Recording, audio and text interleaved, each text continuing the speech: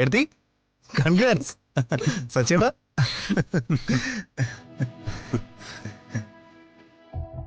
മോളെ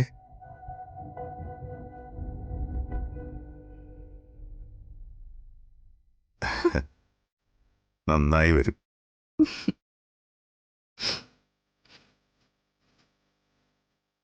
നിന്റെ പ്രാർത്ഥനയും കഷ്ടപ്പാടും ഒന്നും വെറുതെ ആയില്ല മോളെ. ഈ അച്ഛൻ മോൾക്ക് വേണ്ടി മനസ്സൊരുക്കി എത്ര പ്രാർത്ഥിച്ചിട്ടുണ്ടെന്നറിയാമോ? കിളവന്റെ ഒരു സന്തോഷം കണ്ടില്ലേ? ഇവിടെ നിന്നിട്ട് എനിക്ക് തന്നെ അപമാനം തോന്നുന്നു. ഇവക്ക് മുന്നിൽ ഞാൻ തോറ്റുപോയി. സാരമില്ല, ഇപ്പൊ എല്ലാരും സന്തോഷിക്കട്ടെ. കുറച്ചു കഴിയുമ്പോ എല്ലാരും ദുഃഖിക്കും, കരയും, കരയിപ്പിക്കും ഞാൻ.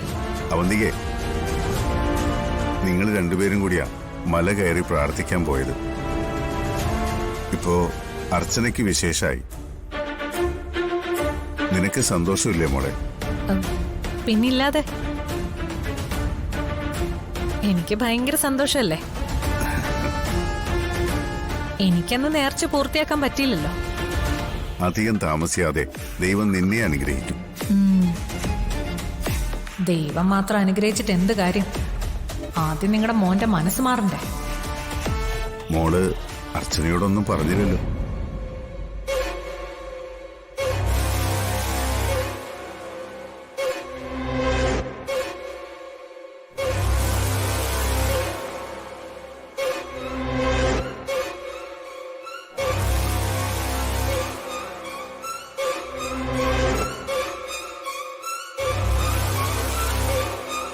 കൺഗ്രാറ്റുലേഷൻസ്.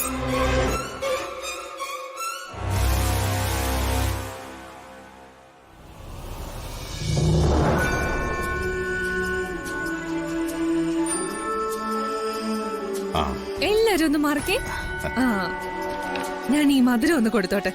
സച്ചേട്ടാ, ഈ ലഡു എടുത്ത് അർച്ചന എടുത്തേക്ക് കൊടുത്തേ. എടുത്ത് കൊടുക്കേട്ടാ, എന്തിനാ നാണിക്കുന്നേ? എടാ, നീ ഒരു അച്ഛനാകാൻ പോവല്ലേ? ആദ്യം അർച്ചനയ്ക്ക് മധുരം കൊടുക്കേ.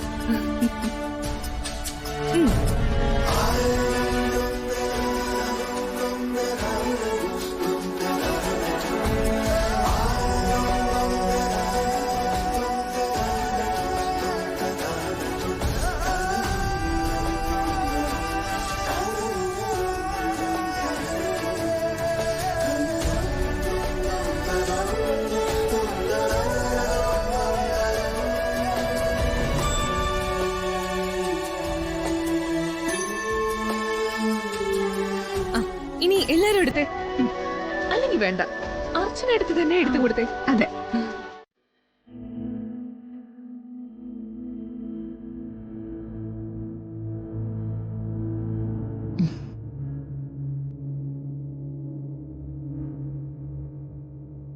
എനിക്കത് വിശ്വസിക്കാൻ പറ്റുന്നില്ല സച്ചേട്ടാ.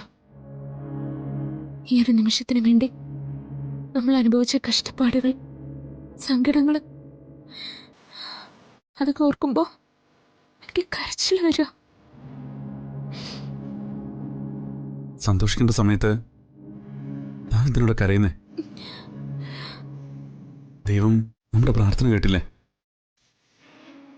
ഇത് കൂടുതൽ സന്തോഷിക്കാൻ നമുക്ക് വേറെന്ത് വേണം? ഒരു പെണ്ണിന്റെ ജീവിതം പൂർണ്ണമാവുന്നത് അവൾ അമ്മയാവുമ്പോഴാണെന്ന് പറഞ്ഞു കേട്ടിട്ടേ ഉള്ളൂ. പക്ഷെ ആ സന്തോഷം ഇപ്പൊ എന്റെ ഉള്ളിൽ ഞാൻ അനുഭവിക്കുന്നുണ്ട്. ഒരു കുഞ്ഞ് ജനിക്കുമ്പോൾ കൂടെ അമ്മ മാത്രമല്ല, ഒരു അച്ഛനും കൂടി ജനിക്കുന്നത്. തൻ്റെ ഉള്ളിലുള്ള സന്തോഷം അതേ അളവില് എൻ്റെ ഉള്ളിലും ഉണ്ട്. എത്രയോ നാളായി നമ്മൾ ഈ നിമിഷം സ്വപ്നം കാണുന്നു. ഒരു കുഞ്ഞുണ്ടാവാത്തതിന്റെ പേരില് എന്തെല്ലാം കേട്ടു. പ്രസവിക്കാൻ കഴിയാത്തവളെന്ന് വരെ ചിലര് പറഞ്ഞു. അതൊന്നും ഇനി ഓർക്കണ്ട. നെഗറ്റീവായി നമ്മുടെ ലൈഫിൽ സംഭവിച്ചതെല്ലാം നമുക്ക് മറക്കാം. പോസിറ്റീവായ കാര്യങ്ങൾ മാത്രം ചിന്തിക്കാം. വരാനിരിക്കുന്ന നമ്മുടെ കുഞ്ഞിനെ കുറിച്ച് മാത്രം നമുക്ക് സ്വപ്നം കാണും. ഇനി അങ്ങോട്ട് അത് മാത്രം ആലോചിച്ചാൽ മതി.